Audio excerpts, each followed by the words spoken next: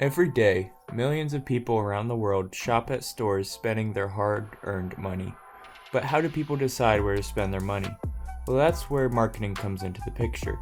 Companies dedicate resources to marketing so that customers will choose their products to purchase. It's important for the product to stand out against the competition because most Americans come across about 16,000 ads each day. However, they must ensure that their marketing practices follow the ethical guidelines of the industry. One of these guidelines is that the duty of these marketers is to meet the satisfaction of the consumer. This means that companies produce a product that consumers already desire. However, companies always want to make more money, so they continue to produce products in the hopes of manufacturing wants from customers. So, these consumer wants are created by the same people who satisfy them. This is called the dependence effect from Professor John Galbraith. Advertising can be a way a company can produce the want for their product inside consumers. If there is already some sort of desire for that type of product, companies can influence customers to choose theirs. To do this, advertisements show details about the product. Alan Goldman says that in a free market economy, ads should be a reliable source of information. This means that the ad describes how it will satisfy the wants in the consumer. However, to be ethically justified, claims need to be truthful and not deceive the user. If this information misleads the consumer, then the consumers will not have true free will in choosing a product.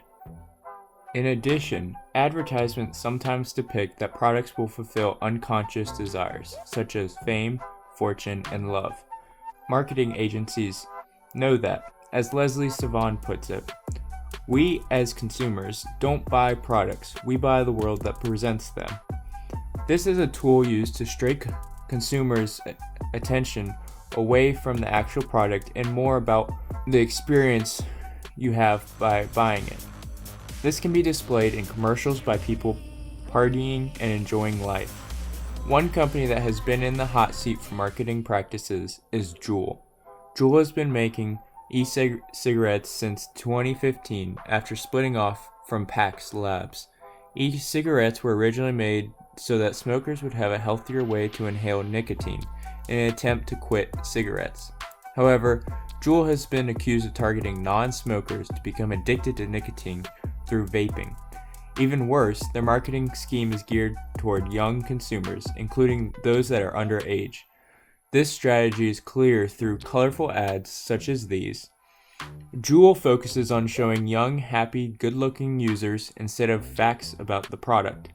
These ads look like they could be made by Target promoting trendy clothes, not e-cigarettes. Additionally, they advertise the variety of attractive flavors such as mango, cool mint, fruit medley, and creme brulee. The different flavors encourage that the product is made to enjoy because they taste fruity or like a tasty dessert. These methods clearly show the intent of luring a new young non-smoker instead of encouraging those that smoke cigarettes to make the switch to vaping. Because Juul conveys that vaping is safer than cigarettes, teens became addicted.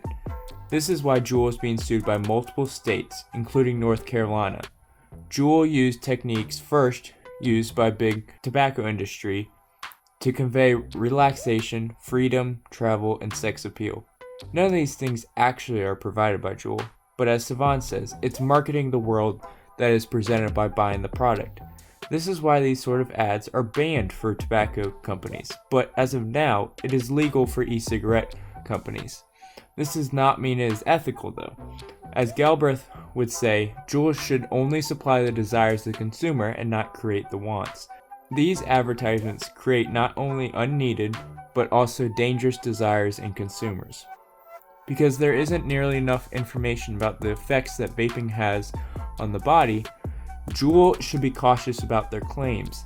This is what Goldman stresses. Advertisements should be a source of information and not mislead consumers. Juul's advertisements are unethical in this way. They do not show any serious health warnings on packages other than it contains nicotine. They don't tell you how much nicotine though. Juul pods contain 3 times the nicotine than other e-cigarettes. They also use salts, which means the body ingests it almost as quick as cigarettes. Scientists also say that one Juul pod can be equivalent to up to 40 cigarettes. So according to Goldman, these things need to be disclosed in advertisements. Legal battles continue to ensue against Juul's marketing tactics, which is good for the sake of the consumer. Their practices are not ethical and may cause more harm down the road if they're not completely stopped.